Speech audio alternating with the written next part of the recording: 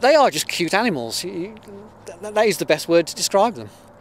The fluffy ears, the bushy tail, they're quite a lot smaller and a lot more delicate than the grey squirrels, which are what most people are used to seeing. And they really do look cute. You need the sun on them really to bring out the nice red colour, especially during the winter when they are slightly darker. They've molted into their winter coats, so they're not quite as red as what they are in the summer. Well, the National Trust have been here since the early 1960s. Before that it was under private ownership. The really nice thing and quite unusual thing about Brownsea is that within quite a small area, because the island's only just over a mile long, about 3/4 of a mile wide, it's not very big, there's at least a dozen different wildlife habitats. And of course each habitat has its own associated wildlife. Brownsea and the Isle of Wight, which is only about 15 miles away from here, are really the only two places, certainly along the south coast, where you can still find red squirrels. And the one thing that both places have in common, of course, is that they're both islands. And that little bit of water, it's only a little bit in the case of Brownsea, we're only about 400 or 500 yards away from the mainland, so it's not a very wide stretch. But that little bit of water acts like a natural defence and has prevented the greys from ever getting here, and that's why we've still got, or one of the reasons why we still have the reds. Well, back in the autumn they spend a lot of time on the ground burying food in preparation for the colder days during the winter. So at this time of the year they're probably unearthing a lot of that food.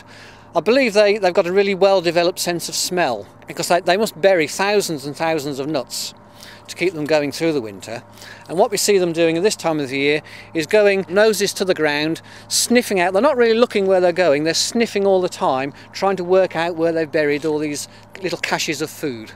We wouldn't have red squirrels if we didn't have an adequate food supply, and the main thing that keeps them going for most of the year are the seeds from the pine trees. The only piece of the pine cone that the squirrel is actually interested in are these little seeds on the end of the wings.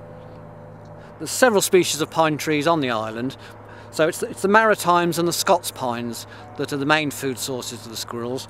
Reds are still on the decline nationally, so little reservoirs of populations like we've got here on Brownsea, and we've probably got round about 200 squirrels, a maximum of 200.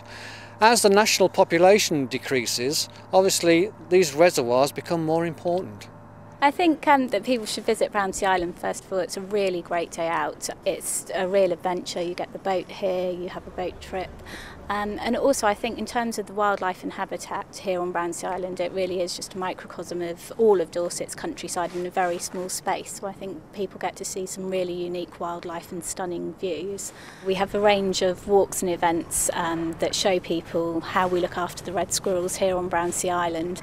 A lot of the habitat management we do to help them live here on Brownsea. We also have a weekend where we invite children to come over, get involved in trails and activities that teaches them a little bit about what the red squirrels do here, how they survive, why they're special, and what we do to look after them here on Brownsea. National Trust membership's really fundamental to the work we do here on the island. All of the money raised here will help us with conservation work on the island and help us to maintain the red squirrel population that we have here. And I think people joining here feel very special about that and feel that they've helped us to achieve that and feel engaged and part of the process. There's a whole range of wildlife here, always something to look at, regardless of time of day, time of season, whatever. And for me, that's the nice thing about Brownsea.